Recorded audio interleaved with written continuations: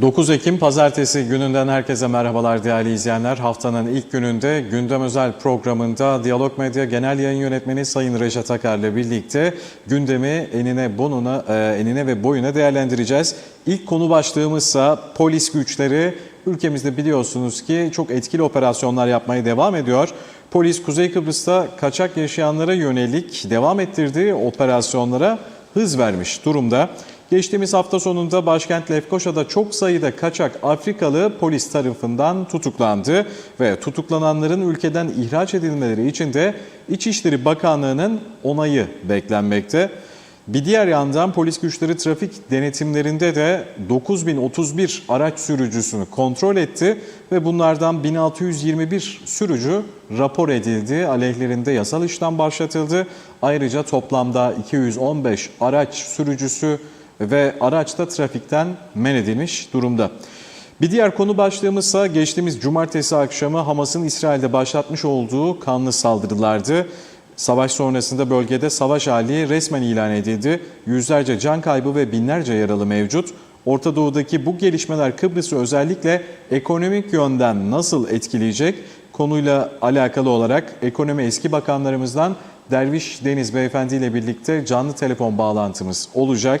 Ve Orta Doğu'da meydana gelen olaylar Rusya, Ukrayna gibi önemli gelişmelerden sonra da ülkemiz Kıbrıs'ın stratejik açıdan öneminin arttığı da bilinmekte. Bu çerçevede de Güney Kıbrıs Rum yönetiminde bulunan Arotur'daki İngiliz üssünün İngilizler ve Amerikalılar tarafından yeni modern cihazlarla geliştirildiği ve deniz atlarının dahi bu şekilde izlenebildiği açıklandı. Detayları hepsi ve daha fazlasıyla söz şimdi Diyalog Medya Genel Yayın Yönetmeni Sayın Reşat Akar'da. Evet, herkese hayırlı günler, hayırlı haftalar dileyerek başlayalım. Bugün Funda Bedir Hanım rahatsız olduğu için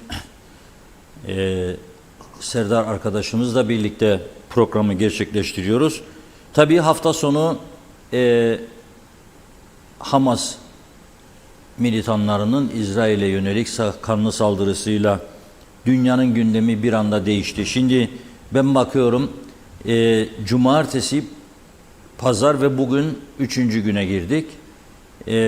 Gelişmelere, Kıbrıs'taki yayıncılık anlayışına, sosyal medyada halkın paylaşımlarına baktığım zaman görüyorum ki Kuzey Kıbrıs veya Kıbrıs'ın kuzeyinde yaşayanlar gerçekten dünyadan son derece kopuk vaziyette. Ezici bir çoğunluk böyle. Hiç gündemde, halbuki yanı başımızda bu olaylar yaşanıyor. Fakat hiç kimsenin hemen hemen diyeceğim yani ezici bir çoğunun gündeminde yok. Az sayıda ırkçı paylaşım gördüm ki son derece tehlikeli ve bu ülkeyi yönettiğini iddia edenlerin bu ırkçı paylaşımları anında durdurması gerektiği inancında olduğumu belirterek söylüyorum bunu. Hiçbir adım atmamaları ve her şey güllük gülistanlıkmış gibi festivallerde gülerek, sempatiyle pozlar paylaşmaları gerçekten çok ilginçtir. Yani bu yapıyla bizim eşit ve egemenlik taleplerimizin neden ciddiye alınmadığını anlamak daha kolaydır. En azından öyle söyleyeyim. En azından onu söyleyeyim. Yanı başımızda büyük bir savaş var. Sadece İsrail tarafında 700'ü aşkın can kaybı var. Filistin'de sayıyı kimse bilmiyor. 500-600 falan diyorlar ama çok daha fazla olduğuna inanılıyor. Binlerce yaralı var. Çoğunun hayati tehlikesi olduğu söyleniyor. Füzeler atılıyor. Etraf yanıyor. Küçük büyük çoluk çocuk herkes bu ateş altında kalmış durumda. Ve bölge ülkeleri başta Güney Kıbrıs çok önemli hareketlerde bulunuyor. Biraz sonra geleceğim onların ne olduğunu. Ve biz bu tarafta panayırlarla yaşam sürdürmeye devam ediyoruz. Hiç mi bizim etkileneceğimiz bir olay yok? Hiç mi bizim alabileceğimiz önlem yok? Gerçekten çok üzücü bir durum. Çok çok üzücü bir durum. Dünyadan ne kadar kopuk olduğumuzun en somut örneğini yaşıyoruz son 3 günden bu yana. Evet, az sonra geleceğim. İsrail-Filistin savaşı son derece önemlidir. Dünyamız birçok şeye gebe durumdadır. Bizi de çok yakından ilgilendiren bir olay vardır. Ve hareketlenmemizi de gerektiren bir durumdur. Ama ne halse böyle bir hareket yoktur. Şimdi biz Kuzey Kıbrıs açısından en büyük tehlikelerden biri nedir? Biliyoruz ki burada kayıt dışı yaşayan, kaçak yaşayan ve özellikle ülkenin başına çok büyük çapta uyuşturucu belası ören yabancılardır. Bir şekilde öğrenci kimliği altında ülkeye giriyorlar. Fakat polis yakaladığı zaman onları itiraf ediyorlar ki hiçbir şekilde okula gitmemişler. Okulun nerede olduğunu bilmiyorlar ve kaçak bir yaşam sürüyorlar. Kimisi kayıt dışı bir şekilde çok düşük ücretlerle bir yerlerde çalıştırılmakta. Kimisi uyuşturucu, kimisi fuhuş ticareti yapmakta. Ve polis tabii artık yapması gerekeni fazlasıyla yapmaya çalışıyor. Elindeki kadro yetersizliğine rağmen hafta sonunda polis ciddi bir operasyon gerçekleştirdi. Trafik denetimleri dışında Lefkoşa'da yabancı kaçaklara karşı büyük bir operasyon gerçekleştirdi. Arkadaşımız Ömer Kadiroğlu da bu operasyonu adım adım izledi. İsterseniz onun orada kaydettiği video görüntülerini birlikte izleyelim.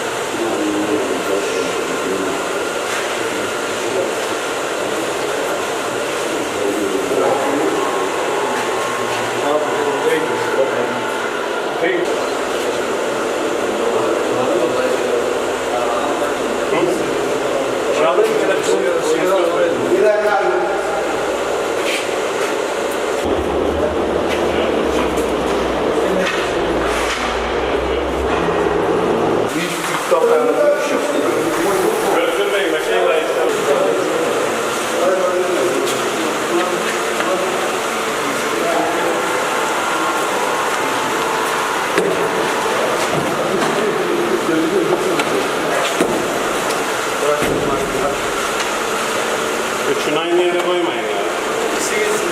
Adam bir kısmını koyduysan adama bir zaman koyalım.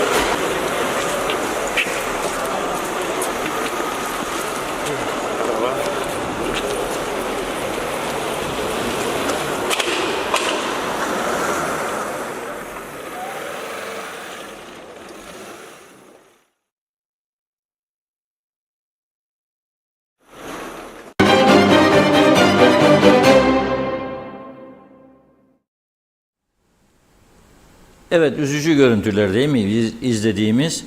Tabii bu insanlar çalıştırıldıkları yerlerde bu şekilde yatın işte, isterseniz bodrum katında, isterseniz garajında, isterseniz arka bahçesinde. Öyle diyorlar mutlaka ki öyle oluyor. İşte baskın yapılan yerleri gördünüz. Tabii bir de organize sanayi bölgesi ve Haspolat'ta yapılırsa bu baskınlar, polisteki arkadaşlar da beni duyuyordur mutlaka. Yüzlerce çıkacak ortaya. Yüzlerce. Yüzlerce. Ha bu insanları çalıştıranlar şöyle demeklediler büyük bir ihtimalle devleti yönettiğini iddia edenlere. Ya sakın ha bak işçi de bulamıyoruz. Çöker ha inşaatlar da arttı. Patlama vardır. Bekler beni müteahhitler. Kapı yapacağım, pencere yapacağım, bilmem mutfak yapacağım, dolap yapacağım falan, ya kaportacı şu bu. Hiç önemi yoktur bunun. Eğer bir ülke bu şekilde kalkınacaksa kalkınmasın. Çünkü sen orada daha çok iş yapacaksın, daha çok para kazanacaksın diye. Burada hem bir insanlık dramı yaşanmaktadır. İnsanlık dışı koşullarda yaşatıyorsunuz bunları. Hem bu insanlar parasız pulsuz kalınca işler bitti dediğin gün kendisine başlıyor hırsızlığa, soyguna.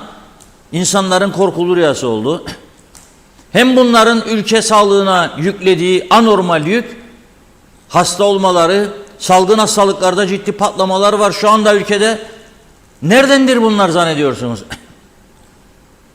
Ve uyuşturucu patlaması. Çok rahat bir şekilde satıyorlar. Peki bu insanlar kayıt dışı çalıştığı zaman sosyal sigorta ihtiyaç sandığı, devlet vergisi, bunlar da yok. O zaman nüfusun büyük bir kesimi kayıtsız, azınlıkta olan kesimi kayıtlı çalıştığı zaman sen hiçbir şekilde kendi ayakları üzerinde duracak bir noktaya gelemezsin zaten. Kendi kendimizi kandırmayalım. Sen hiçbir zaman kendi ayakları üzerinde duracak bir noktaya gelemezsin eğer nüfusun yarıdan fazlası kayıt dışı çalışıyorsa. Bunu aslında bütün siyasiler biliyor. İktidarı da muhalefeti de biliyor. Ve bu konuda ciddi bir adım atılmadığını görüyoruz. Mesela bugün baktım CTP Genel Başkanı Tuban Hoca mecliste yabancıların en büyük sorununun okullarda lisan olduğunu söyledi ama bunlar ne olacak? Bunlar meclis gene bugün toplanmış. Bir baktım eski dönemden farkı yok. Gene bomboş salonlar. Gene bomboş salonlar. Gene işte ufacık tefecik meseleler konuşuluyor. Öyleydi de böyleydi, yaptıydım, yapacaktım, işte yok o rakamlar yanlıştır da yok bu doğrudur. Ya bunu bırakın. Çünkü bakın İsmail Bozkurt gibi bu ülkenin en uzun süreli, en deneyimli siyasilerinden biri olan adam diyor ki 83 yaşındayım ilk defa diyor siyasete karşı bu kadar fazla güvensizlik görüyorum. Halk diyor siyasileri hiç istemiyor diyor. Bu kadar. Siyasetsiz de demokrasi olmaz. O zaman bunu siz yücelteceksiniz. Bu düşürdüğünüz çukurdan siz çıkaracaksınız siyasetin şerefini, haysiyetini. Bu şekilde olmaz ama. Ya yanı başımız yanıyor savaş. Ve bizim burada çok ciddi önlemler almamız gerektiren bir durum oluştu. Aslında bazı önlemler çoktan alınmalıydı ama şimdi daha da önemli bir noktaya geldi. Fakat siz gene eski alışmışlığın dışında bir şey yok. Boş salonlara sizi ekran başında izleyen birkaç kişiyi memnun edecek sözlerle gün geçirirsiniz ya. Nasıl bir düzen bu? Ve polis yakalıyor cumartesi gecesi bu kaçakları. Mesela bazıları 859 gün kaçakmış bu ülkede. Düşünün siz 2 yılı aşkın bir süre kaçak adam kimse farkında değil. 672 gün var, 363 gün var, 149 gün, 146 gün var. Ve polis sınırlı sayıdaki personeliyle bunları yapmaya çalışıyor. Teknolojik açıdan da çok eksikleri var polisin. Çok. Ama onun önünü açacak bir önlem alamıyorlar maalesef.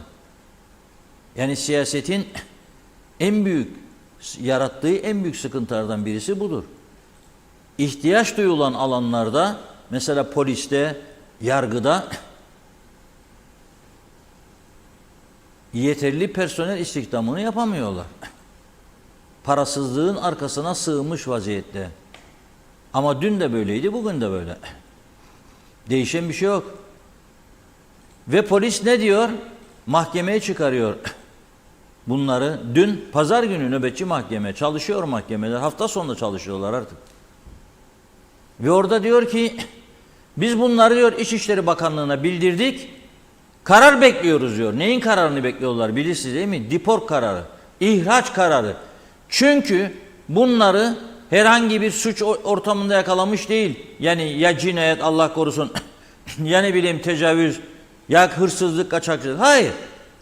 Uyurken, otururken o vaziyette yakaladı. Tek suçları nedir? Kaçak olmak. Bunun sonucunda yapılması gereken nedir?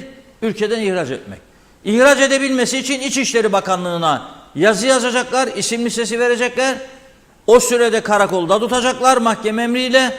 İçişleri Bakanlığı Maliye'ye yazacak, diyecek ki biz bunları deport etmeliyiz.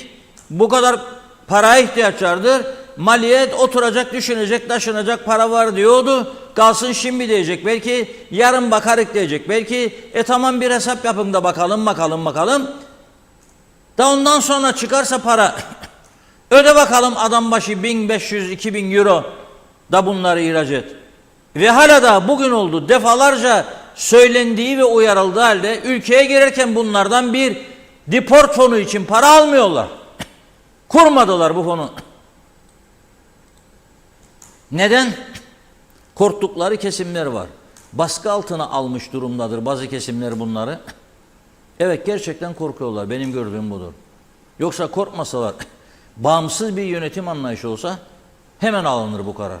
Ne iktidar kaçabilir bundan ne de muhalefet. Ben bu ülkeye gelen eğer öğrenci diye geldiyse, dayıyorsa benim karşıma öğrenci vizesini iki şey isteyeceğim. Bir, okula gitmediği takdirde ihraç edileceğinde onun uçak biletini keseceğim para ve tedavisini yaptıracağım para, o bir fon olacak. Bir de kayıt olduğunu iddia ettiği okula yazılacak. Okul her ay devamlılık bildirgesi gönderecek muhacerede. Devamlılık. Ve bunlar tabii nerede olacak?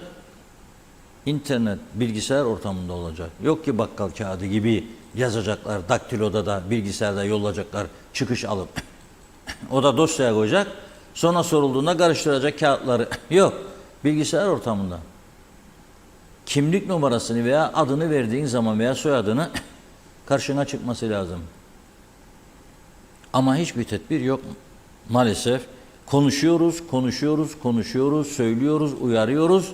Önlem almadıkları her geçen gün Kıbrıs'ta yaşayan insanların geleceği açısından tehlike yaratıcıdır. Açık ve net. Herkesin geleceğiyle oynuyorlar.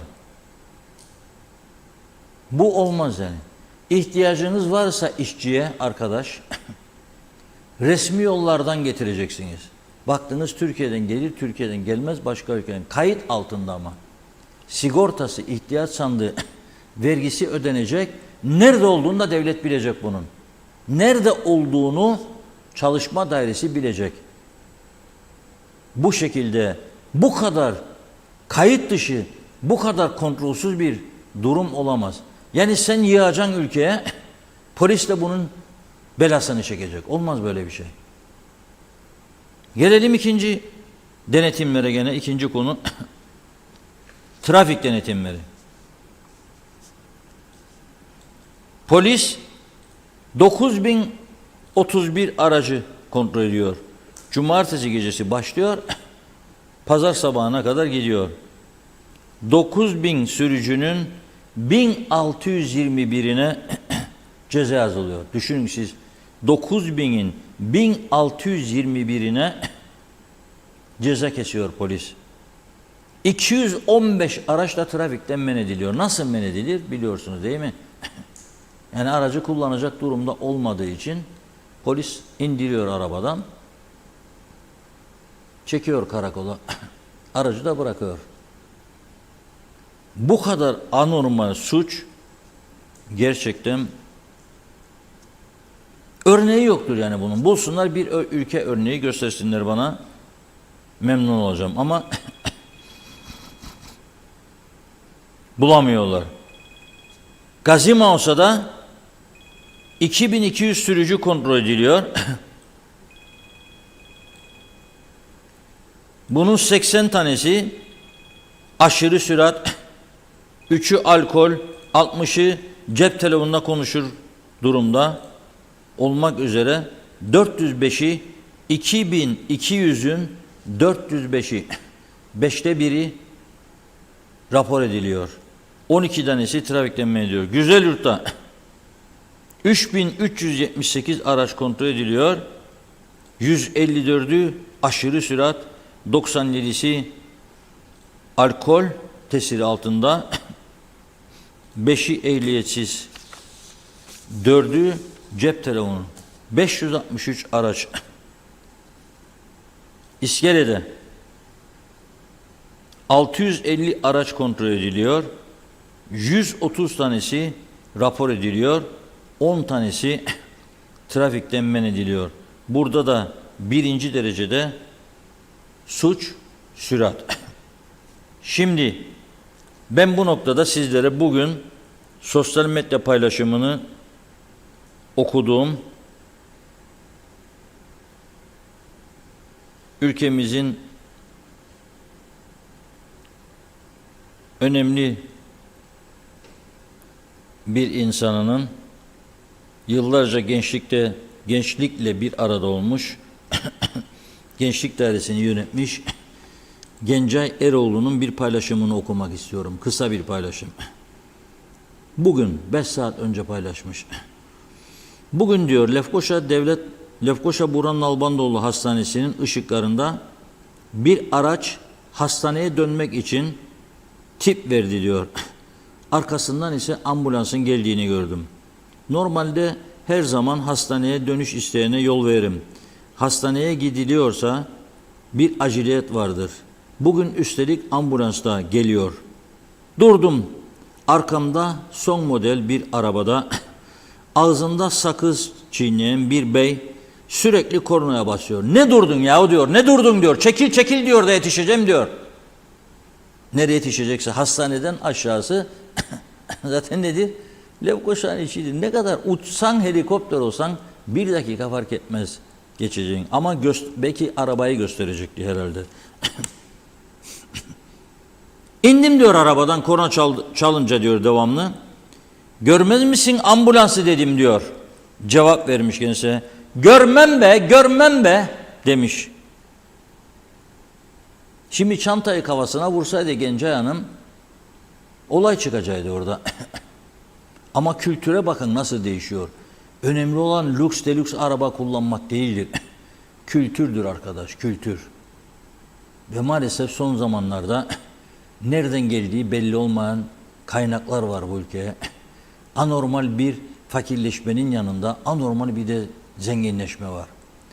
Vergi listelerinde adını bile göremediğimiz yüzlerce insan var ki bu havadadırlar arkadaşlar. Ambulansa yol vermeyecek kadar kendilerinden geçmiş insanlar var. Ambulansa yol vermeyecek kadar kendinden geçmiş insanlar var. Siz bunu mecliste oturup da cezaları artırmadığınız sürece, polisi daha caydırıcı bir güç haline getirmediğiniz sürece, mahkemeleri daha hızlı bir şekilde çalıştırmadığınız sürece hiç konuşmayınız. Bu ülkeye hiçbir hizmetiniz yok demektir sizin. Hiçbir katkınız yok demektir. Ve gittikçe de o ağzınızdan düşürmediğiniz gençliği geleceğini karartmaktasınız. Ya böyle cevaplar verecek bir bayana bile karşısında durmam be, durmam be diyecek. Vermem be, vermem be diyecek yol ambulansa. Ya da göç yollarına düşecek, umudunu kesecek bu ülkeden. Ya da uyuşturucu batağına saplanacak. Ve göreceğiz işte her gün mahkemelerde 18 yaşında, 19 yaşında, 21, 22, 23, ağırlık 18 ile 28 arasında oldu şimdi uyuşturucu suçları. Neden bu gençler, bu çocuklar çocuk denecek yaşta uyuşturucu ticareti içine sürükleniyor? Neden sorarım size? Neden? Neden 17 yaşındaki bir kız çocuğu dün daha mahkemeye çıkarıldı gene? Cezaevindeki yargılanmayı bekleyen tutuklu uyuşturucu kullanıcısına ziyaretçi adı altında girdiğinde uyuşturucu götürüyor. Nasıl oluyor bu? İşte bu yaratılan bozuk düzendir bunun sorumlusu. Başka işlerle uğraşıyor millet. Biri birini yemekle meşgul Kıbrıs Türk toplumu veya cemaati veya halkı ne derseniz deyin. Ne derseniz deyin. Ben artık Kıbrıs Türk halkı da demem. Kıbrıs'ta yaşayanlar derim. Kaçı Kıbrıs Türk halkıdır, kaçı değildir bilinmez çünkü. Varsa bir istatistik buyurun getirin karşıma. Kaç tane Nijeryalı var bu ülkede? Kaç tane Somalili var? Kaç tane Pakistanlı var? Hadi buyurun getirin. Varsa listeniz ve eminseniz, güvenirseniz kendinize buyurun getirin, biz de okuyalım buradan. Ama gündem bu değil. Şimdi istesem ben de ağ çekerim. Yüce Meclis ne güzel, bak çok güzel konular tartışıyorsunuz. Gördüm de bir bakanı, bakmaniye milletvekilini. Aa ne güzel. Dün seni gördüm ekranda, vallahi çok hoşuma. İyi yaptın ha kendilerine. Bindir de korkma bunlara falan filan. Olur mu ya böyle? Birbirimizi kandıra kandıra bu hale geldik. Bundan sonrası nedir? Bundan sonrası nedir? Söyleyin bana. Varsa bir umut söyleyin, göreyim ben de. Yoksa bu ülke o kadar para akışı var ki doğru dürüst vergiler toplansa, statüsü belirlenmiş, suça karışmamış insanlar bu ülkede barındırırsa bu ülke cennet olur. Güneyi de geçer. Bu ülke, iddia ederim, 2 yıl içinde güneyi geçer. Ama ciddiyet yok. Devleti koruyucu, halkı koruyucu önlem yok. Bakın nasıl bir gençlik yetişiyor. Lüks araba sürüyor ama ondan sonra bir kadına ne söylüyor? Kornayı basıyor. Ne yer veriyorsun ambulansa diyor. Ben gideceğim diyor, acele işim var. Nereye gideceksin? Ne işin var?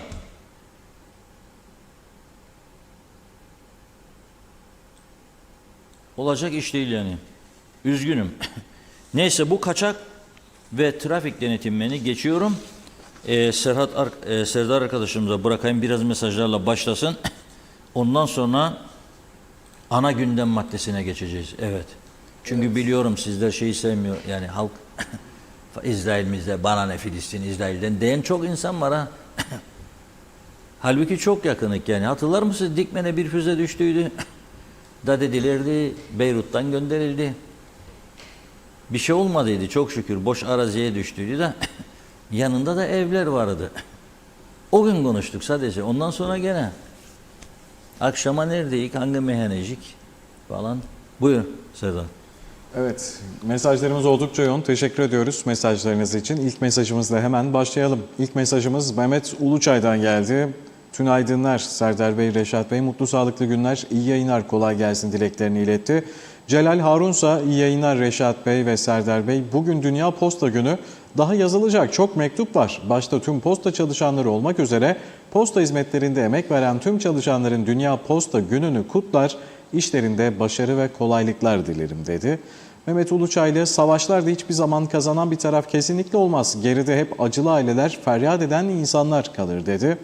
Kaan Adalı ise iyi yayınlar. Bir türlü güzellik uykusundan uyanamayan Kıbrıslılar, gözünü aç, etrafına bak, sonra da kendine gel dedi. Ali Cevatsa, hoş vakitler Reşat abi.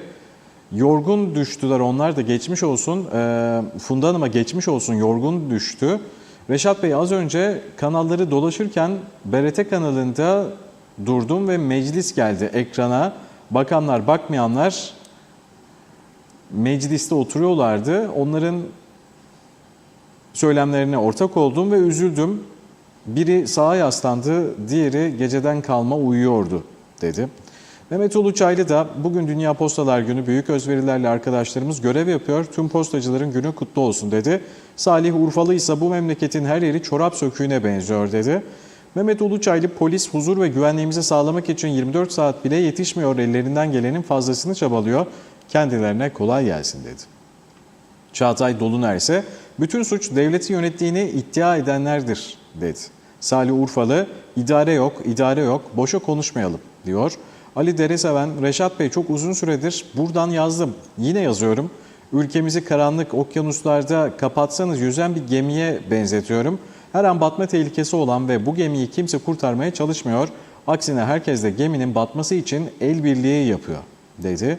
Özel Aşkınsa, evet Reşat Bey, maalesef yanı başımızda olan savaştan benim çevremdeki birçok insanın hiç haberi veya nasıl bir çatışma olduğu medyadan bir habersizler. Bu kaçakları da polisimizin denetlemesi iyi bir durumdur dedi. Sayar Aker ise kaçaklar ülkesi Kuzey Kıbrıs Türk Cumhuriyeti'ne selam olsun diyemeyeceğim. Devlet yolunu şaşırdı, İmam Bayıldı'yı aşırı kaçırdı dedi.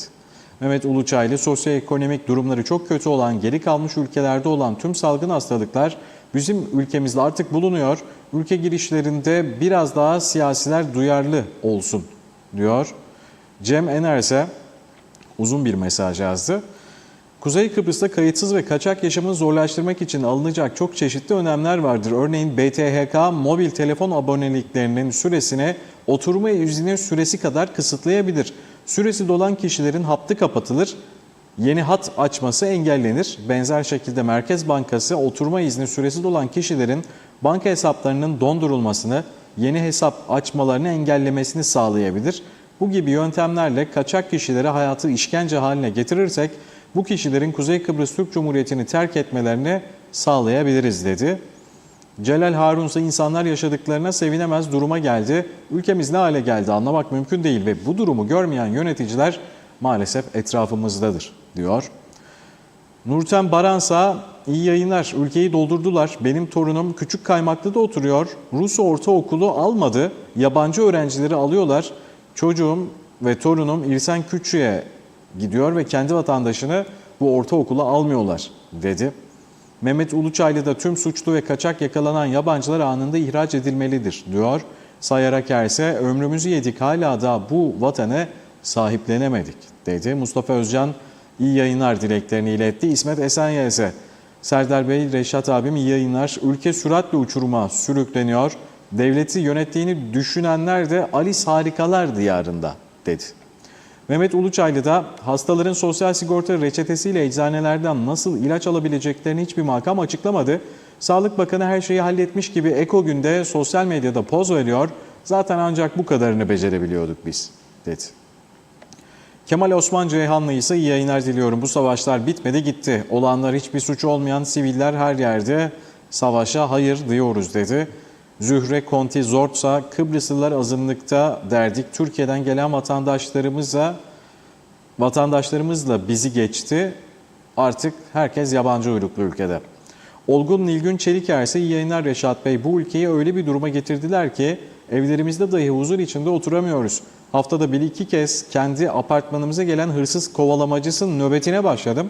Kaç kez hırsızlara karşı karşıya kaldım ve polisi dahi aramadım. Nedeni hangi birine yetsin? 3-5 tane adli şubede çalışan personel mahvoldu, adamlar yetişemiyorlar. Artık onların işi de kolay değil. Neredeyse nefes dahi alamaz duruma geldiler. Alın artık lütfen polisimize daha da personel. Nüfus eski nüfus değil. Girne sorma Girhan'ına döndü. Gerçi her taraf aynı dedi bu ülkede. Ali Deresevensi bu gidişle çok yakında burada Kuzey Kıbrıs Türk Cumhuriyeti diye bir ülke kalmayacak. Böyle bir duruma ülkeyi ilk terk edecek olanlar da bu ortamın oluşmasına sebep olanlar olacaktır. Böyle bir güvensizliğin olduğu bir ülkede insanlarımız ne yapsın? Onlar da ellerindeki emlakları satıp ülkeyi terk ediyor ya da kendilerine daha iyi bir hayat sağlamaya çalışır hale geldiler dedi. Mehmet Uluçaylı lüks araba sürüp içindekinin değeri bir eşek kadar yoktur. Böyle eşek sürücüler çok var ne yazık ki dedi. Ali Cevatsa Reşat abi hayırlı yayınlar. Birbirimize saygımız kalmadı. Ambulansa nasıl yol versin? Vermez yol kendilerinin sonradan görmeler bunların adı ve sonradan girdiler ülkemize dedi. Salih Mullalı ise sen girişleri kontrol etme de ondan sonra arkasından koş. Bu kadar maskaralık değil de nedir dedi. Mustafa Özcan ise başka bir mesaja cevap verdi. Evren Pars da yine başka bir mesaja yanıt verdi. Mustafa Özcan diyor ki Benjamin Netanyahu bugünkü açıklamasında vereceğimiz tepki Orta Doğu'yu değiştirecektir dedi. Ne anlama geliyor? Savaş kapımızda ve çanlar çalıyor. Umarım Suriye'de olduğu gibi Türkiye'yi içine çekmez dedi Mustafa Özcan. Akçay muhtarı Uğur Dereliköylü iyi yayınlar diledi. Salih Mullalı ise zihniyet tamamen bana ne zihniyeti çünkü toplum tamamen toplama bir nüfus. Memleketi seven kimse yok dedi. Tema Yavaşsa iyi yayınlar Londra'dan selamlar diyor. Teşekkür ederiz. Hüseyin Koltan hayırlı akşamlar, sağlıklı yayınlar diliyorum. Doğru ve gerçek haberin adresi kolaylıklar diliyorum. Saygılarımla emeğinize sağlık dedi. Behiye Çavuşsa Reşat Bey eğitime el atın. Öğretmen sendikaları eylemle öğrenciyi ve velileri perişan ediyor. Aç kalanlar, okulda hapis kalanlar parası olmadığı için de yemeklerini dahi yiyemiyor dedi mesajı. Devam ediyoruz ve yollarda otostop çeken öğrenciler de var. Evet, parası olmadığı için her şeyi yapıyorlar dedi Behiye Çavuş. Yeni mesajlar geldikçe devam edeceğiz. Buyuralım mı? Evet, bu şekilde sözü size verdim. Evet, buyuruyoruz. Şimdi Facebook diye bir mesele var. Kıbrıslılar ezici bir çoğunluk Facebook kullanır. Başka ülkelerde Twitter'dir, LinkedIn'dir, ne bileyim Instagram'dır. Bizde Facebook ağırlıklıdır. Hadi kahve içerken mesela hadi atayım bir Face'e bir fotoğraf çık bakalım kimler like yapacak. Vakit geçirmek ister. Doğru. Çok boşta insan var bizde. Yani çalışanlar kadar boşta insan var. O normaldir. Vakti çoktur, boştur. Paylaşır. Bazıları yeni bir sevdaya tutulmuştur. Çok önemlidir bu söyleyeceğim ama. Bakalım karşı taraf algıladı mı bunu ve nasıl bir tepki verecek? Birkaç söz paylaşır ya bir fotoğraf paylaşır, ne tepki geleceğini ölçer. Bazıları öfkelidir, sinirlidir, ayrıldı, onun tepkisini verir. Ve bu şekilde günler geçer, vakitler dolar.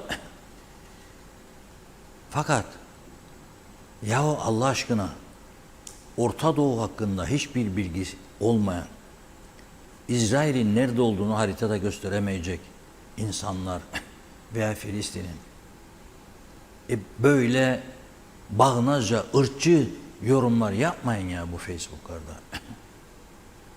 Ve burada ciddi bir yönetim olmamasından yararlanıyorsunuz. Yapmayın bunu. Çok ciddi bir sorundur. Bu çok tehlikeli bir tavırdır. Üzüntü belirtebilirsiniz. Yüzlerce, binlerce insan can kaybı, yaralı, büyük bir üzüntü duyuyoruz. Vazgeçin savaşlardan. Barışın, dost olun. Bu olabilir. Ama gününü kendine gösterdi. Daha göreceğiniz var bilmem ne. Yapmayın bunlar ya. Çünkü o bir tarafı tutan var. Gelir sizi tutar kulağınızdan bir şey yapar. Yapmayın bunu. Ya gelirse göreceği vardır. Vazgeçin bak ülkeler yok olur. Yok şahıslar. Ama Facebook bunun için değildir ya. Facebook faşizm için değil, ırkçılık için değil, savaş tamtamcılığı için değil, insan düşmanlığı için değil, arkadaşlık platformudur. Dostluk, yakınlaşma platformudur. Nice şey kurdular. Güzel bir de saray yaptılar. Bakıyorum Yenikent Ovası'nda. Haberleşme falan filan başkanlığı. Ne bakmıyorsunuz ya bunlara? Nedir bu olanlar? Uzak durması lazım bundan herkesin. Biz kendimiz ne yapabiliriz? Ona bakmamız lazım. Ona bakmamız lazım. Nasıl bir devlet siyasetimiz var? Bakın Rum tarafı açık açık tavrını belli etti. Avrupa ve Amerika neyse aynı şekilde İsrail yanlısı. Hatta bugün enteresan bir gelişme oldu. İnanmayacaksınız ama o fotoğrafı şimdi getiriyor arkadaşlarımız ekrana. Buldum. Rum Haber Ajansı'nda Cyprus Mail'de gördüm. İkisinde de Rum Dışişleri Bakanlığı binasına bugün Kıbrıs Cumhuriyeti'nin yanında İsrail bayrakları çektiler. Bu Rum Dışişleri Bakanlığı.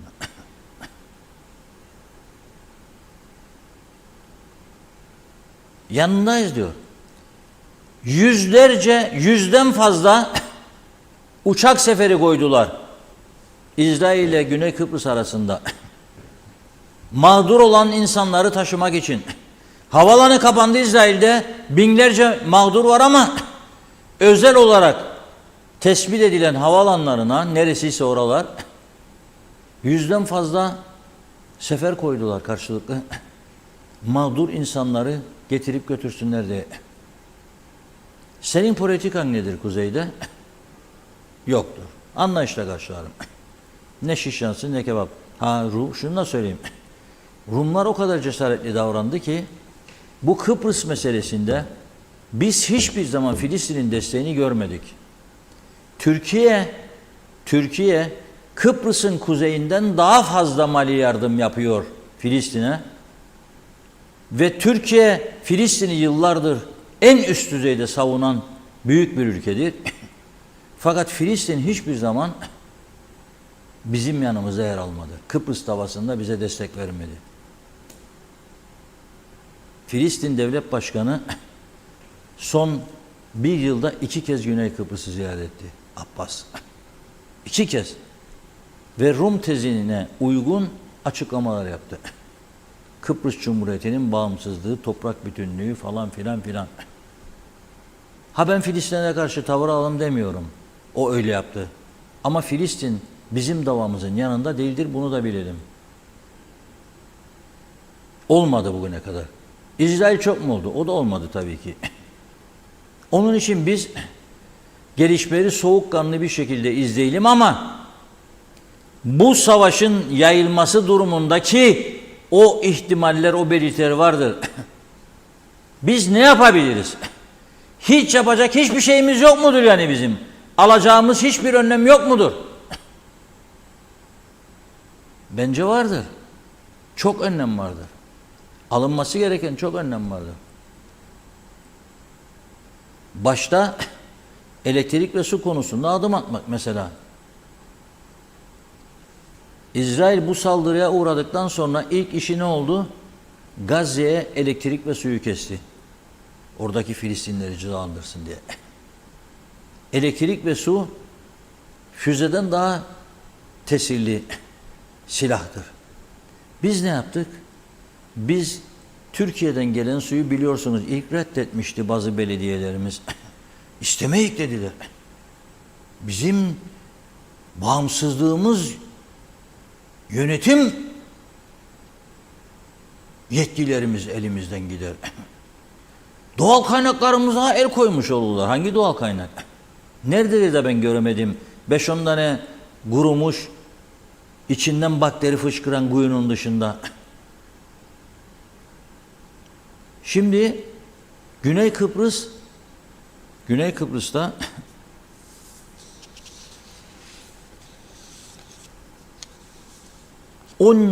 18 tane baraj vardır. Şimdi Google'a giriniz, Cyprus Dams diye giriniz, bütün barajların listesini ve şu an itibariyle barajlarda ne kadar su olduğunu görürsünüz. Son derece iyi durumda. Sadece Kuris Barajı var bir tane. Onun kapasitesi Kuzey Kıbrıs'ta 17 tane göletin çalışmış olsa eğer bu göletlerin tamamı kapasitesinin üzerindedir. Ama bizde 17'nin 12 tanesi, 13 tanesi çalışmaz durumdadır. Su tutmaz durumdadır. Çalışmaz dediğim. Kurutulmuştur. Ve hiç kimsenin de ilgisinde değildir. Var mı bir konuşan duyduğunuz böyle bir şey? Ve şu anda o 2-3 tanenin içinde de ne kadar su var bilen yoktur. Onlar da elektroniktir. Saniye saniye, dakika dakika, saat saat girip görebilirsiniz. Su miktarı nedir? Artışını, eksilmesini, mevcut su miktarını. Biz de 2-3 ayda bir, eğer biz sorarsak Diyalog Gazetesi muhabiri, nedir göletlerimizdeki doluluk oranı? Bir bakalım zamanı geldi falan filan derler de öyle birkaç hafta zorlayınca 1, 2, 3, 4, 5 vergi listeleri gibi o zaman ölçerler. Nasıl ölçtüklerini bilmiyorum. Göletin içine gamış mı atarlar? Nasıl ölçerler bilmiyorum. Öyle teknolojik bir durum yok bizde. Ve bu duruma rağmen, iyi dinleyin beni lütfen, 18 tane baraja rağmen sadece bir tanesi kuzeydekilerin tümü çalışmış olsa, su tutmuş olsa toplam kapasitesinin üzerindeki kapasiteye sahip. Buna rağmen adamlar deniz suyunu arıtıp kullanma amacıyla 17 tane proje hazırlamışlar. Toplam maliyeti 114 milyon euro. 114 milyon euro 17 proje. Suları var. Şimdi diyeceksiniz ki delirdi bunlar yahu. Yok, delirmediler. Onlar çok akıllı bir devlet politikası gidiyorlar. Çünkü iklim değişikliği var. Yağışlar azalabilir ve ayrıca en önemli olay, bu ülkede turist sayısı arttıkça, konut sayısı arttıkça ki yabancı yatırımcılar geliyor onlara da, su ihtiyacı artacak, onun karşılanması lazım ve aynı zamanda toprakların zenginleştirilmesi ve tarım ürünlerinin artırılması için suya ihtiyaç var. Uzun vadeli plan ve programlarla bunu hazırlıyorlar geleceğe. Ben bunu gördüğüm zaman bir Kıbrıs Türk'ü olarak gerçekten onlara hayranlığımı gizleyemem. Bizim taraf içinde üzüntüm bir o kadar artar. Biz buna mı layıkız? Bu mudur bizde olması gereken? Bu mudur diye. Ve meclise bakıyorum bugün. Ya belki derim biri de elektrik su için konuşur. Yarın gene birçok bölgede elektrik kesintisi olacakmış. İskele'deki, Mausa'daki müteahhitler övünüyor. Kuzey Kıbrıs'ın parlayan yıldızı İskele'ye yeni konutlar, büyük projeler. Her taraf yatırım için kullanılıyor. Fena mı varlıklı insanlar gelsin? Hayır. Değil. Varlıklı insan geliyorsa. Ama sen bunun su ihtiyacını, elektrik ihtiyacını, kanalizasyon, arıtma ihtiyacını nasıl karşılayacaksın? İşte şimdiki duruma bakıyoruz. Atık sular, pis sular boş ovalara ve denize veriliyor.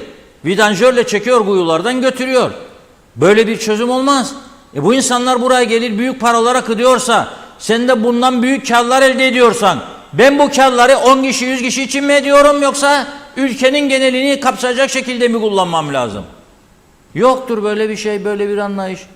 Yapacaktık arıtmayı da, işte de beklerdik de bir yasa değişikliği de, işte artırmamız da. Ne dadası ya, ne dadası? Atı alan Üsküdar'ı geçti. 2004'te de yaptınız aynısını. Patladı Girne, almadınız. Daha fazla vergi. Onun için yollarını genişletemediniz. Arıtma kapasitesini genişletemediniz. Onun için 120 bin insanın dışkısını Girne'ye, denize veriyorsunuz hala da. Becerebildiğiniz bir tek şey var. Saray yaptınız Girne'nin girişine. Belediye sarayı. Başka bir şey yok. Sonra da Girne içine girme. Neden? Trafik çalışmaz. Trafik kilitlendi. Hep birlikte yaptık bunu. Bunlara hesap sormadık. Aynı adamı 2 defa 3 seçeceydiniz işte. 3'e geldiydi sıra. Ya bu işler parti meselesini çoktan aşmıştır. Yetenek meselesidir. Bilgi görgü meselesidir. Yapılmıyor. Şimdi bu durumda da arkadaşlarımız Derviş Kemal Deniz'i arıyor herhalde. Ben bakıyorum. Biz ne tedbirler alıyoruz? Ne gibi tedbirler? Hiçbir şey yok. Halbuki çok rahat bir pozisyondayız. Savunma giderin var mı senin? Yoktur. Sınırları Türk askeri bekliyor. Silahlarını Türkiye'ye gönderiyor. Yemeklerini de Türkiye'ye gönderiyor. Elektrik paralarını da Türkiye'ye ödüyor. Sen böyle bir büyük masraftan kurtulmuş durumdasın eşit egemen devlet olarak madem ki. Halbuki eşit egemen devletin güneyde savunma masrafları çok yüksektir. Senin burada yoktur. Kuruş harcaman yoktur. Buldun bedava bir ülkede yaşıyorsun. Topraklar Rum'un, sınırlar Türk askerine emanet, silahlar Türkiye'nin. Sana ne kaldı? Bunun içinde işte küçücük bir iki hareketle düzeltmek, burayı düzgün bir yaşam yerine sokmak. Ne yapıyorsun sen? Hani nerede bu? Yok böyle bir şey. Hazır mı? Bağlantımız hazır şu anda Reşat Bey. Konuşun. Merhaba Alo, Derviş Bey. merhabalar. Konuş Derviş Bey. Derviş Bey hatta mısınız? Bizi duyabiliyor musunuz? Evet, hastayım. Merhabalar Derviş Bey. Selamlar Derviş Bey. Nasılsınız? Selamlar Reşat Bey. İyiyim, sağ olun. Evet, siz Ekonomi Bakanlığı da yaptınız. Aynı zamanda yerli yabancı birçok şirketle maliye hesap uzmanlığı üzerine çalışıyorsunuz. Dünyayı yakından takip edersiniz. Şimdi bu Orta Doğu Savaşı'ndan bizim çıkaracağımız hiçbir ders yok. Hiç gündemde yok. Dikkat edin, zafer şölenleri falan varmış. Ya o 2 gün sonra galiba gene böyle bir kutlamalara falan hazırlanıyorlarmış. Zafere hazırlık falan. Tabii bu zafer parti zaferleriydi, biliyorsunuz. Evet. Ve bir de tabii mesela hafta sonu kurultaya gittiler Ankara'ya. Bir baktım Cumhurbaşkanı Ankara'da, Başbakan Ankara'da, Meclis Başkanı Ankara'da, Turizm Bakanı Ankara'da, Ulaştırma Bakanı Ankara'da, kurultaya, yani oradan bir şeyler verip ben de kurultaya davet edildim. İşte bak, Türkiye benim yanımda mesajı vermeye çalışıyorlar. Anlıyorum, bu ülkenin siyasi şeyidir bu, ama böyle bir savaş var eşiğimizde. Hiç mi yapacak bir şey yok? Yani siz nasıl değerlendirirsiniz bunu? Şimdi tabii bu savaşın daha doğrusu henüz daha bir savaş şekline dönüşmedi ama bunun daha büyük bir kapsamda olacağına dair yavaş yavaş göstergeler bunu gösteriyor. Çünkü yani verilen mesajlar olsun, yapılanlar olsun, hareketler olsun, belli ki çok böyle bir beklenen bir savaş durumu ortaya çıkıyor. Biliyorsunuz bu Amerika'nın 5-6 gemisini artı bir de uçak gemisini göndermiş olması belli ki işin ciddiyetini daha da artırıyor. Bu bölgesel kavgaları biz yani işte İsrail olsun, Filistin'in hakları olsun, bilmem neyi böyle dışarıdan seyrettiğimizde bize bunun ucu dokunmaz diye bakarsak ve gözümüzü kaparsak bence çok büyük yanlışlık olur. Çünkü bölgede olan herhangi bir olayın bizi de direkt veya indirekt olarak etkilemesi çok olasıdır. Bunun insan hareketleri açısından olsun, belki de savaşın etkileriyle yok olan bazı imkanların ve kaynakların olmasından dolayı çok çeşitli yönden bizi etkileyebilir. Yani ben bilhassa bu bölgede bunun hareketlenmesi halinde ve savaşın biraz daha geniş kapsama gelmesi halinde birçok insanın daha emin yerlere gitmek için yani gemilerle sağa sola gideceğini göreceğiz. Yani bununla ilgili herhangi bir plan yapılıp yapılmadığı konusunda Kuzey Kıbrıs Türk Cumhuriyeti'nde çok emin değilim ama belli ki Güney'de bu konuda ciddi bir beklenti var. Bu beklentiden dolayı da bir planlama yapılıyor. Zaten biraz önce ben biraz dinledim sizi de. Bahsettiğiniz bu planlama ile ilgili ciddi sıkıntılarımız eskiden beri var. Yani biz toplum olarak birçok şeyi, halk olarak birçok şeyi siyasilerden talep etmiyoruz.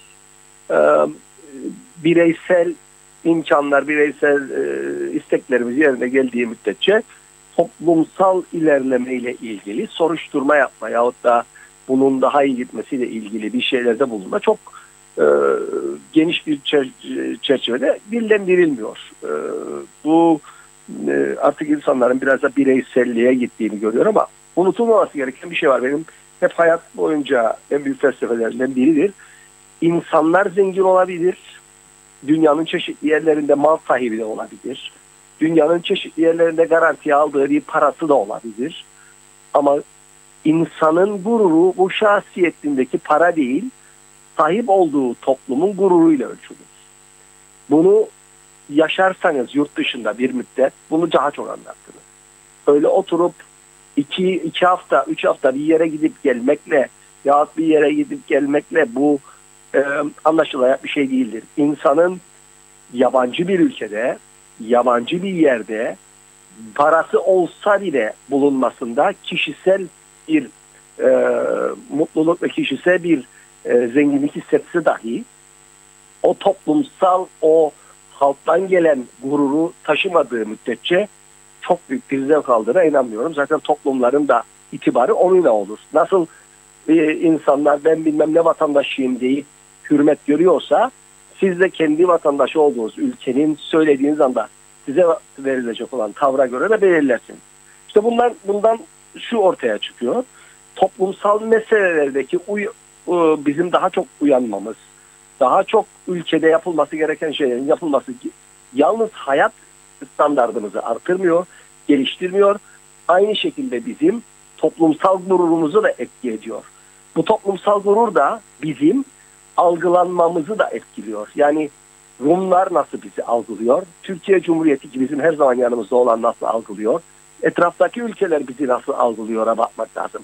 Adam yerine koyup bizi birebir adam gibi bir toplum, güçlü bir toplumun üyesi olarak mı görüyor? Yoksa birine muhtaç, bir anlaşmayı bekleyen, ona yama olmayı bekleyen yahut ondan çıkacak iki kelimeyle ayakta duracak bir duruma mı gelmek istiyor? Bu da bütün bunları getirdiği, bütün bunların ucundan sonuca getirdiği en önemli bir şeylerden bir tanesi de nedir? Bizim kendimizin bir ülke olmak için, bir doğru dürüst hayatımızı idame ettirmek için ve itibar görebilmemiz için neler yaptığımızdır. Siz biraz önce bahsettiniz. Ülkedeki en önemli iki sorun var. Bir tanesi sudur, bir tanesi elektriktir. Çünkü bu su konusunda geçmişte işte Türkiye'den yani çok önemli bir şeydir. Türkiye Cumhuriyeti'nden bize su gelmesi ve çok belki de en önemli projelerden bir tanesidir.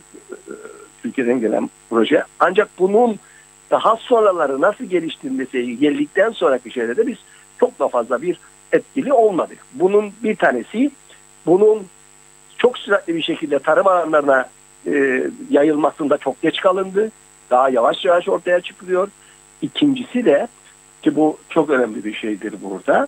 Bu suyun herhangi bir zamanda Türkiye'deki iklim şartlarının yıldan yıla değişmesi halinde, suyun azalması halinde bizim bir su azalması halinde neyle karşılaşacağımızı gerek toprak altındaki kaynakların gerekse göletlerin geliştirmesiyle ilgili çok fazla bir şey yapmadığımız ortaya çıkıyor. Bu da bir planlamayla ortaya çıkması lazım. Çünkü en önemli şeylerden bir tanesidir.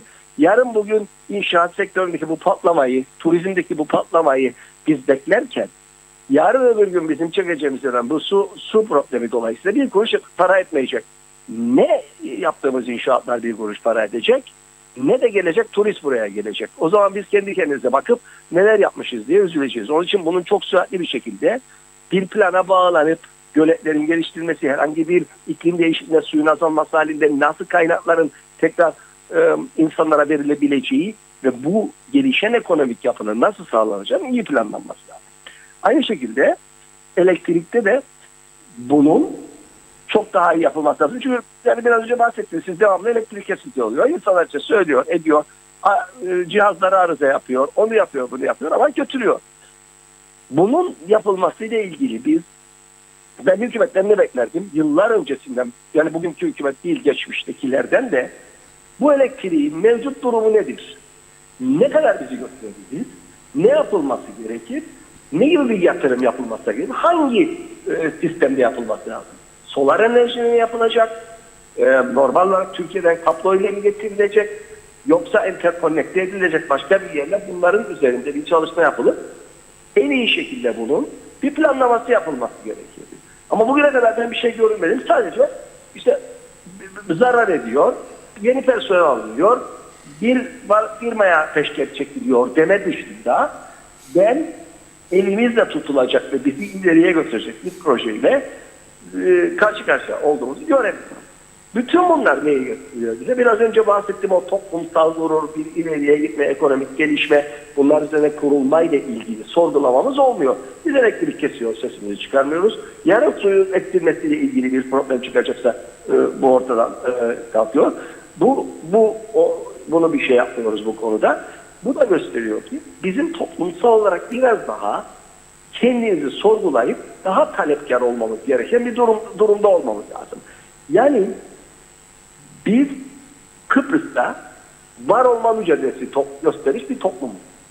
Hiçbir şeyimiz olmadığı zamanları da biliyoruz. Siz yaşadınız, ben yaşadım, çoğumuz yaşadı, belki yeni jenerasyonumuz yaşamadı ama o kapalı yerlerden bir gün gelip Kıbrıs'ta bizim de haklarımız olacak diye mücadele eden o ekmek kuyruklarında birçok sıkıda bulunan bu toplumun bu durumda olmaması gerekirdi inancındayım. Çünkü bu toplum gerçekten bu mücadeleyi yapmış gelmiş bir toplumun çocuklarıdır. Ancak dediğiniz gibi bu meselenin, yani bizim bugün bahsettiğimiz konuların daha öne çıkan, daha talepkar olmamızı da biraz da bence yani önemli bir şeydir bu. Bu meselede kaygısı olmayan insanlar da bu dava yürütülür. Dava bu meselede Kıbrıs'ın vatan yapmak için uğraşan insanların kaygısıyla yürütülüyor. Bunu biraz daha ciddiye almak gerekir diye inanıyorum. Evet, şimdi mesela bu su meselesi hatırlarsınız bir ara Anamur'dan gelen borularda kopma olmuştu. Aylarca Türkiye'den su gelemedi değil mi? Evet.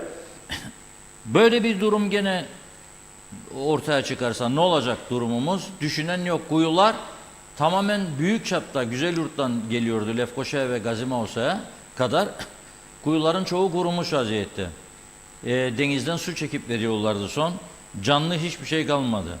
Bu 17 tane göletin her birinin bakım onarımı için 2 yıl önce ihtiyaç duyulan paranın 700 bin Türk lirası olduğunu o günün Tarım Bakanı, şimdiki İçişleri Bakanı Dursun Oğuz Bey açıklamıştı ve Datlısu'ya bu kaynağı aktararak, Türkiye'den alarak herhalde, onu Datlısu göletini devreye sokmuşlardı. Şimdi diğerleri duruyor.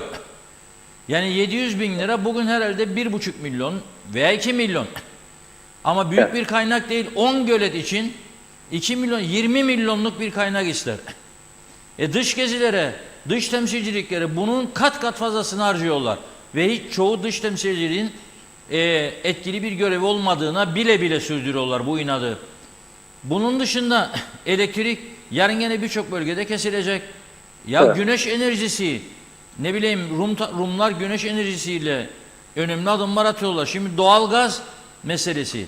Biz bu tarafta hiçbir yenilik yok. Yeni inşaatlar yapılıyor, yeni binalar aynı elektrik kapasitesiyle.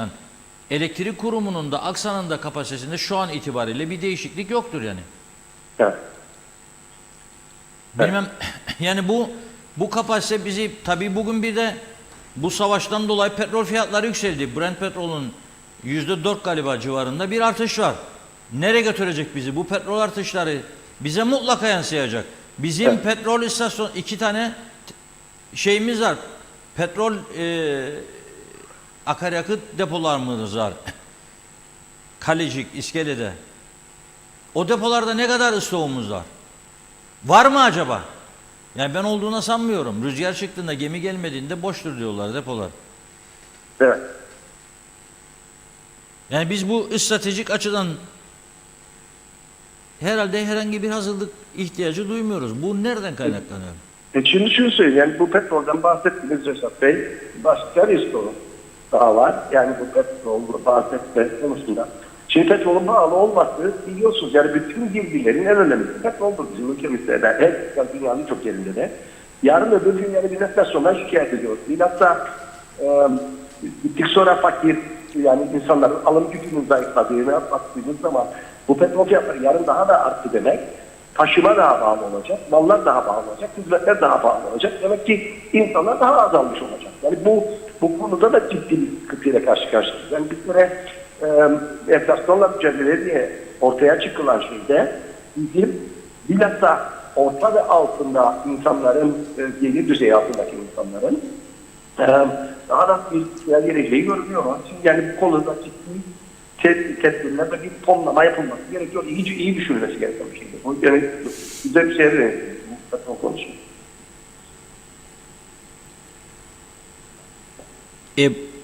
Bir de tabii döviz meselesi var. Siz dövizde beklentiniz nedir? Bu savaşla ile dövizde bir artış durumu bekliyor musunuz? Şimdi şunu söyleyeyim.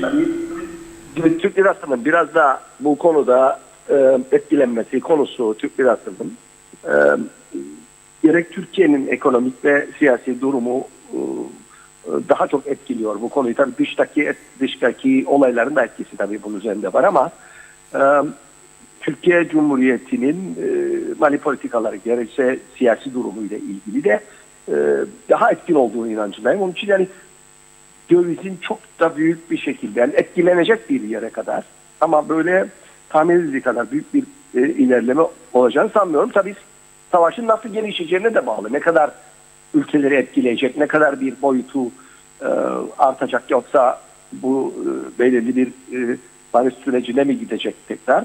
Bunu görerek hareket edeceğiz ama savaşın biraz daha hareket bulması, genişletilmesi, çevreye yayılması tabii ki dövizi artıracak. Ama bunun bu dar çerçevede İsrail-Filistin bölgesini yapan bir şeye gelmesi halinde, duruma gelmesi halinde, bunu biraz da bu dövizi yani öyle tahmin edildiği kadar yüksek çıkarmayacağı görüşündeyim. Ama tabii bu konuda yani daha çok parasal yöndeki bu insanlar daha kesin öngörüde bulunabilirler diye düşünüyorum. Ama ben fazla bir ilerleyeceğini tahmin etmem. Evet. Peki çok teşekkür ediyoruz Deriş Bey. Gene önümüzdeki günlerde mutlaka görüşeceğiz bu olaylar geliştikçe. Ekonomik yönünü sizinle konuşmaya devam edeceğiz. Çok sağ olun. Sağ olun. Siz de iyi günler size. İyi günler. Evet. Sayın Derviş Kemal Deniz'de Orta Doğu'daki bu gelişmelerle ilgili, Kıbrıs'ta bizim yapabileceklerimizle ilgili bir bağlantımız oldu. Tabii aslında yapılabilecek çok şey var. Ben az önce sizlere şeyi gösterdim. Yani İsrail bayraklarının Rum Dışişleri Bakanlığı'na çekilmesini gösterdim. İsrail'de mağdur olan insanlara yer açtıklarını, bunları barındırabileceklerine ilişkin açıklamalardan söz ettim. Uçak seferleri 100'den fazla düzenlendiğini konuştuk ve tabii ki bir taraftan da Kıbrıs'ın önemi, stratejik açısından önemi ortaya çıkıyor. Bu son derece önemli bir olay. Bakınız, gene bizim tarafta gözden kaçan bazı olaylar var. Güney Kıbrıs'ta biliyorsunuz Dikerla ve Ağrotur, 2 tane İngiliz üssü var. Şimdi Rum basından öğreniyoruz ki Ağrotur'daki İngiliz üssünde İngiltere ve Amerika tarafından o kadar çok geliştirilmiş cihazlarla istihbarat dinleme merkezleri takviye edilmiş ki o kadar önemli bir konumda bu Kıbrıs adası. Ağrotur'da oturdukları yerden bırakınız istedikleri ülkedeki bazı kişileri dinleme imkanı, denizaltıları uzak doğuya kadar kontrol edebilecek noktadalar. O kadar. Uzak doğuya kadar.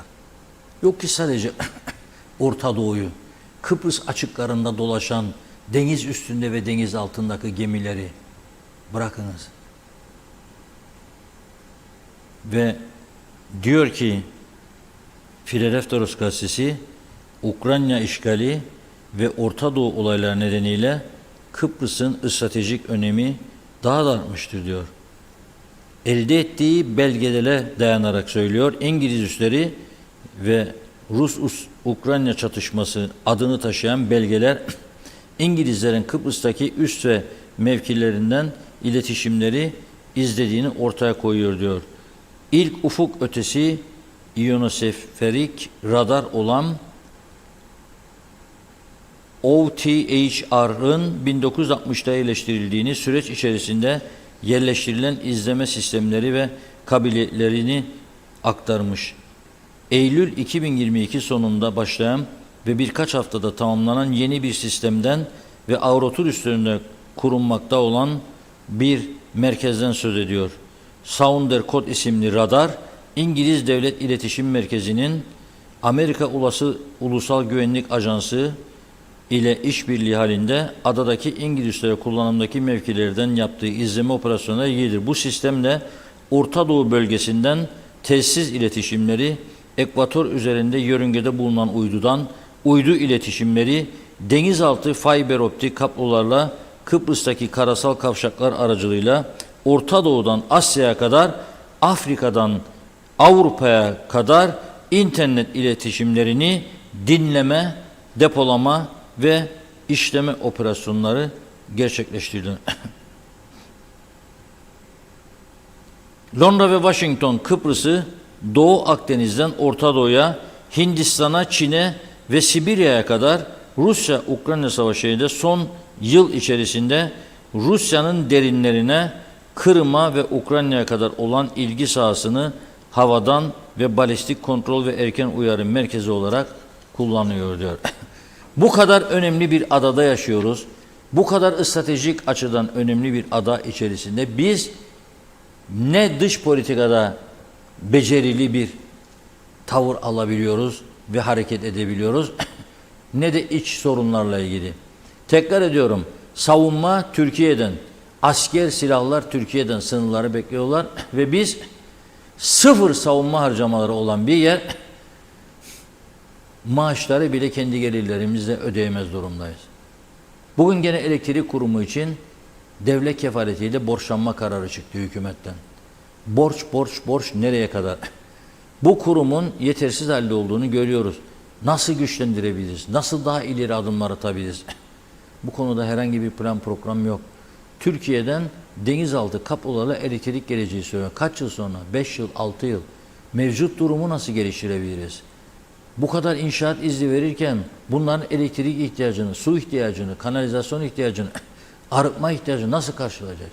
Hangi projeler? Nerededir bu projeler? Ortada bir şey yok. Sağlık ihtiyacı. Sağlık ne olacak? Hastaneler full çekiyor. Özellikle ilk yardımlar, acil servisler akşam oldu mu dolup taşıyor. Hastalar sabahleyin hastaneye gidiyor erken saatlerde. Doktor görsün diye göremiyor. İlacını alamıyor. Bakın bugün bir anda nasıl değişti gündem? Reçete yolsuzluğunu durdurduk bile bugün. Bakın bir anda nasıl değişiyor? Dünya değişiyor. Ama bizim bu konularda maalesef ciddi bir zafiyetimiz vardır. İnşallah bundan sonra yani bu hareketleri görerek bir takım gelişmeler için adım atarlar diye düşünüyorum. Evet Serdar, devam edelim. Evet, mesajlarınız için teşekkür ediyoruz. Kaldığımız yerden devam edeceğiz mesajlara. O gün Zeybekoğlu, Filistin halkının şu an yaşadıklarını Kıbrıs Türk'ü tam 60 yıl önce yaşamıştır. Türkiye'miz sayesinde de bir devlet sahibi olmuş ve kim ne derse desin güven içinde yaşıyoruz. Bize düşen bu devlete sahip çıkmak ve bu devleti daha da geliştirmek olmalıdır. Kan bağışında bulunmayı ihmal etmeyiniz. Bir şişe kan hayat kurtarır, dedi. Celal Harun ise yazıklar olsun size, biz ne zaman bu hale geldik, dedi. Metin Maraşeli ise hoş vakitler, kolay gelsin, iyi yayınlar, dedi. Ali Dereseven, liderler Kuzey Kıbrıs'ın kalkınması ve insanların mutlu olması için niye çaba sarf etmiyorlar? Niye olanları hep seyrediyorlar? Kimseden çekinmiyor, kimseden korkmuyorlar. Bunun bir cevabı yok mudur, dedi. Mehmet İnancı ise hoş vakitler değerli dostlarım, hayırlı yayınlar olsun. Kaoslarla batmış cennet adımıza, size de sağlıklı günler, dedi. Behiye Çavuş da Reşat Bey eğitime lütfen bir an önce el atın, dedi. Hüseyin Koltan sayılı akşamlar, sağlıklı yayınlar dilerim. Doğru ve gerçek haberin adresi, kolaylıklar, dedi. Evet, Mete Arsu, bu Kuzey Kıbrıs Türk Cumhuriyeti dünyanın en iyi ülkesi mi ki insanlar kaçak kalıyor? Bu işi doğru dürüst yapsın devletimiz ve para kazansın, dedi. Mehmet, Salih Mulla Ali, Türkiye, evet hemen yeni mesajlarımıza gelince tabii ki böyle atlıyoruz. Güzin Atik ise her gün bu ülkenin sorunları katmerleşti. Sonra daha da katmerleşiyor. Biri bitmeden yenisi çıkıyor. Yetkililerin önce bu yolsuzlukları ortaya çıkarıp çalınan bu paraları bulmaları ve hazineye geri iade etmelidir. İkincisi de bu kaçakları yakalayıp ülkelerine geri göndermeleri olmalıdır, dedi. Erol Topçuysa hayırlı yayınlar Reşat Bey, dedi. Uzkan Selçuksa bulmacalar da hep soruluyor. Hep aynı soru. 3 harfli bir dua. Kur'an'da cevap Nas suresi, dedi. Aynur, yüzü gülerse iyi yayınlar dileklerini iletti. Mehmet Ali Özdemir ise hayırlı yayınlar diliyorum, dedi. Mehmet İnancı diyor ki 3. Dünya Savaşı'na artık ramak kaldı sanırım, dedi. Sözen ise iyi yayınlar dileklerini iletti. Mehmet Gülaç, Reşat Bey, Filistin konusunda size katılıyorum. Daha bir hafta önce Azerbaycan-Ermenistan konusunda Ermeni lobisini destekledi Filistin ve Türkiye'nin de tepkisini aldı. Seni bu konuda kutluyorum Reşat Bey, dedi. Uskan Selçuk kim suçludur bu savaşta dedi. Ali Dere sevense sevgi, saygı her zaman karşılıklı olur. Tek taraflı olmaz. Türkiye her zaman Filistin'in yanında yer alarak Filistin için birçok ülkeyle arasını bozarken Filistin Başbakanı Kıbrıs Rum kesimini her ziyaretinde Kuzey Kıbrıs'ı işgal altındaki topraklar, Türkiye'yi ise işgalci olarak suçladı dedi. Çağatay Dolunay ise evet. Hasan Nihat Erduran ise Derviş Bey gelir vergi listelerinden memnun mu acaba yoksa vergi cenneti miyiz acaba dedi. Şemi Mutsuz, iyi akşamlar Reşat Bey. Bizdeki sözde idarecileri savaşta görmedim duymadım bana ne. Onlar mecliste ek bütçe yapmaya, yeni istihdamlar yapmaya ya da Türkiye'den gelen talimatları uygulamakla meşgul. Bugünkü meclis oturumunu izledim. Aynı hamam, aynı tas. Boş koltuklarda konuşmak, kara gözlük başka bir şey yok. Yanı başımızda 3. Dünya Savaşı patlıyor. Ama bizim yöneticiler ne dertti? İyi yayınlar dedi. Mehmet Uluçaylı da biz de topraklarımızı satıyoruz, biz de bağıracağız ve düzeltiyorum. Evet. Yeni mesajlar gelince tekrar karıştı. Hasan Nihat Erduran'ın mesajıyla devam edelim. 1963 işgal ve istilası sürerken biz ambargoluyuz. Rum, Birleşmiş Milletler ve Avrupa'yı nasıl kandırıyor bizsiz? Anayasal bile olmadığı halde resmi devlet olarak tanıyor. Onları kutluyorum bu başarılardan dolayı. Biz de Avrupa'da Birleşmiş Milletler'de hukukçu yok mu diye de merak ediyorum çok dedi. Evet, mesajlarımız şimdilik bu şekilde. Mesajlarımızı tamamlamış olduk. Yerken bilmedin mi? Ben söylerken gülmedin mi? Falımızda hasret var, ayrılık var demedin mi? Anlamazdın, anlamazdın, kadere de inanmazdın.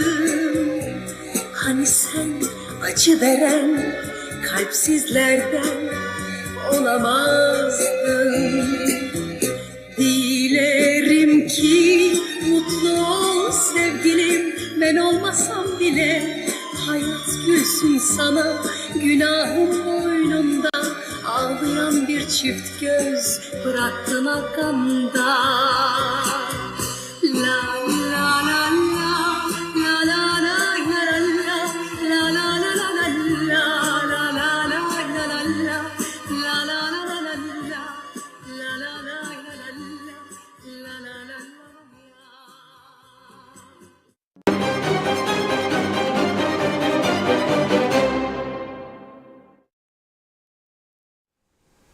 Evet, şarkımızı da dinledik. Kısaca tabii geçiyor böyle. Arkadaşlar diyor ki fazla şarkıya zaman ayırmayalım. Sevenler var, sevmeyenler var.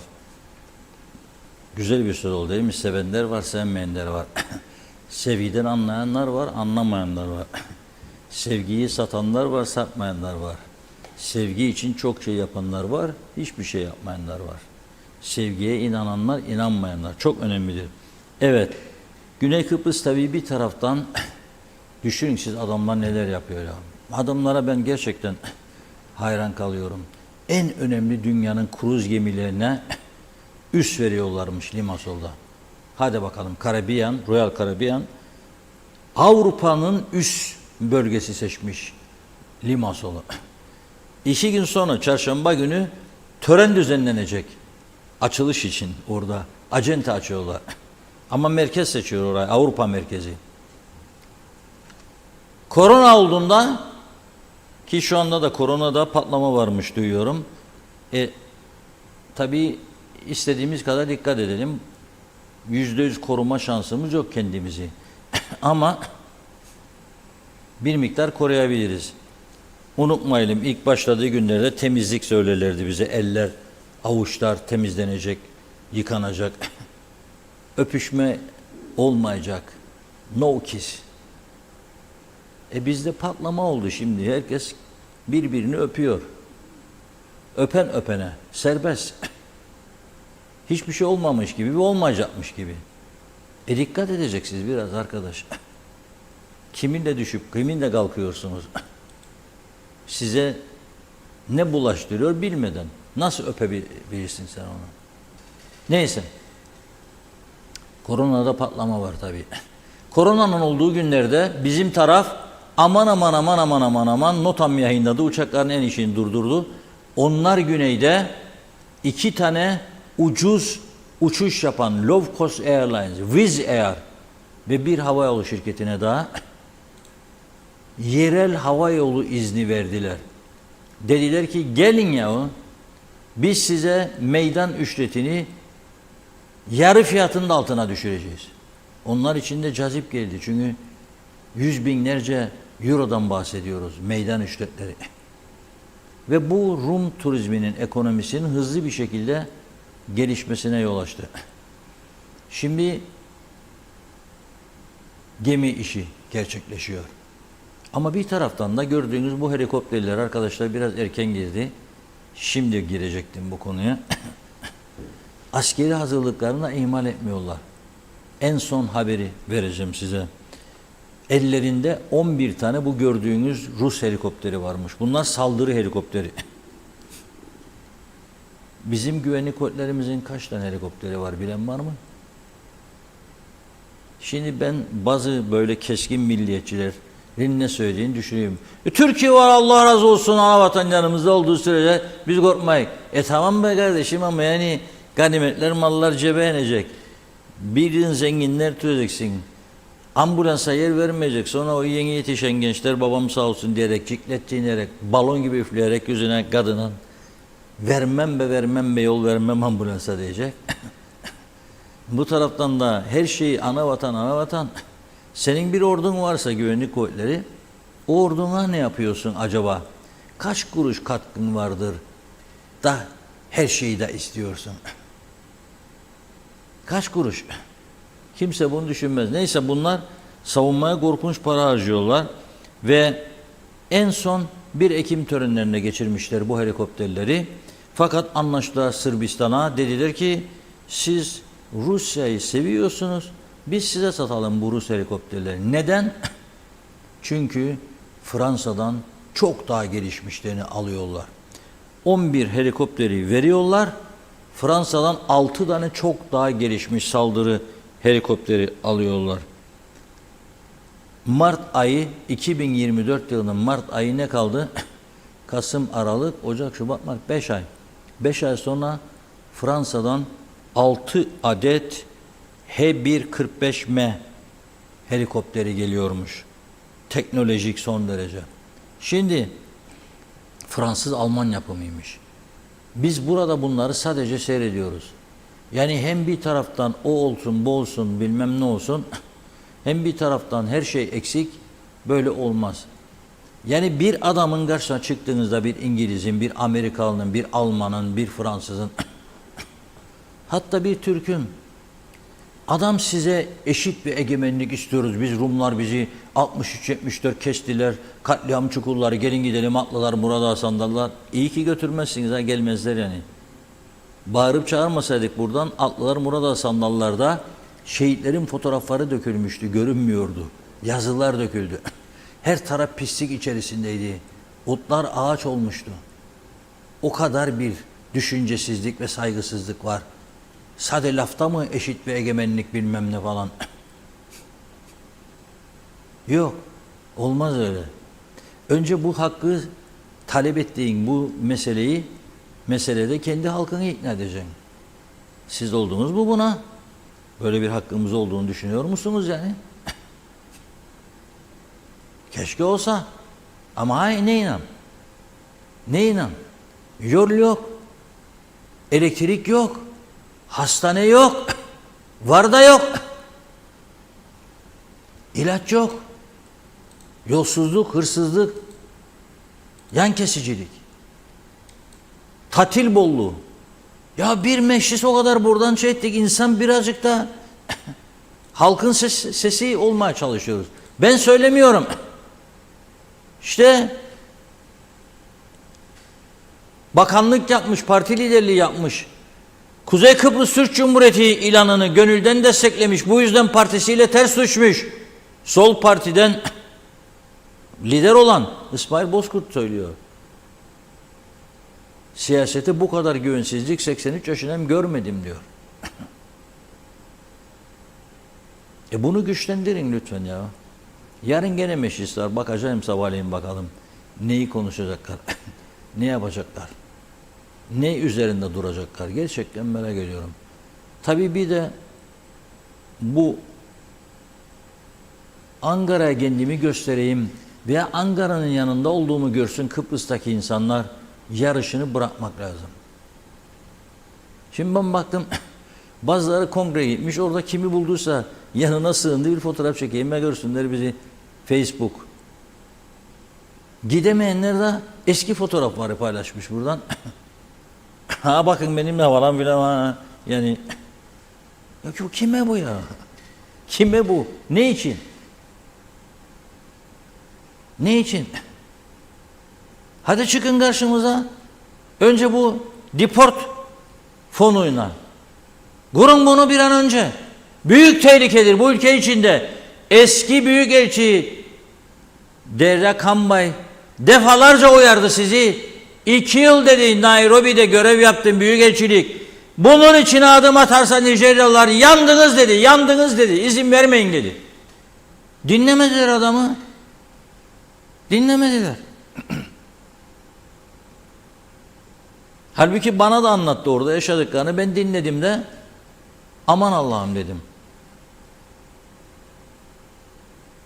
Ben Derya Bey dinledim de aman Allah'ım. Şimdiki büyükelçimiz ne düşünür ne konularda bilmiyorum. Çünkü mesafelidir biraz. Medyanın şekillerine göre hareket ediyor. Onlar da galiba bilmiyorum. Eski diplomatik olaylar yok artık Kıbrıs'ta yani. Türkiye açısından söylüyorum. Yoksa ben şimdiki büyükelçimizin dedesinin 22 yaşında davet etmiş olduğu gazeteciyim. Ankara'ya benden fikir alma için. 22 yaşındaydım. Günaydın Gazetesi'nin muhabiri olarak. Şimdi demek istediğim şu. Eski büyükelçisi Sayın Kambay çok örneklerle anlattı. Buraya girerlerse çıkmaları zordur dedi. Ama biz doldurduk. Tamam da bari şimdi zararın neresinden dönsek kârdır. Polise yetki vermeleri lazım. Ve çok daha geniş operasyonlar düzenlemeleri lazım. Güvenlik kuvvetlerinden gerekirse katkı alarak önce bir ülkemizi biraz temizleyelim arkadaş. Bu ırkçılık değildir. Bu ırkçılık değil. Eğer bir otelde 100 yatak varsa sen o 100 yatağın üstüne 800 kişi, 1000 kişi yatıramazsın. Sığmaz. O zaman ona göre müşteri alacaksın. Aynı durumdur. Senin ülken bunu kaldırmaz. Yollar, sokaklar dışkı kokusundan geçilmez. Hepimiz hasta olacak. Bakın o sinek ısırması. Bugün açıklama yaptı Sağlık Bakanı. 3 kişiymiş meğer. İkisini diyor taburcu ettik ama bir tanesi diyor hayatını kaybetti. Hadi bakalım. Küçümsemeyin. Sineklerden, pislikten, çirkeflerden aldığı pisliği gelip insanın üstüne konduğu zaman vücuda bulaştırıyor. İşte al sana. Ama kimse önemsemiyor. Belediyeler yahu yapın tabii, panayırlar, festivaller, Türkiye'den ünlü şarkıcı da getirin. Bak o onu getirdi, ben bunu getirdim. Göstereceğim kendine. Göster kendini ama bir de temizlikte göster bakayım bana kendini. Bir de temizlikte göster göreyim. Her taraf pislik içinde. Sinekler işgal etmiş durumda memleketi. Görmek istiyorum ben seni, hadi bakalım. Evet, bugünlük bu kadar. Yarın inşallah, maşallah daha güzel haberlerle birlikte oluruz diyelim. Ve veda. Çok mesaj var mı son? Yani varsa hızlıca paylaşabiliriz. Hadi birkaç tanesini hızlıca okuyalım. Hemen başlayalım. Hasan Nihat Erduran, müzik çok güzeldi. Müzik ruhun gıdasıdır. Avrupa'da Birleşmiş Milletler'de uzlaşmazlığın, ambargoların müsebbibi ne yazık ki dedi. Oytun Andaş ise biz siyasetten dolayı savaş istemiyoruz dedi.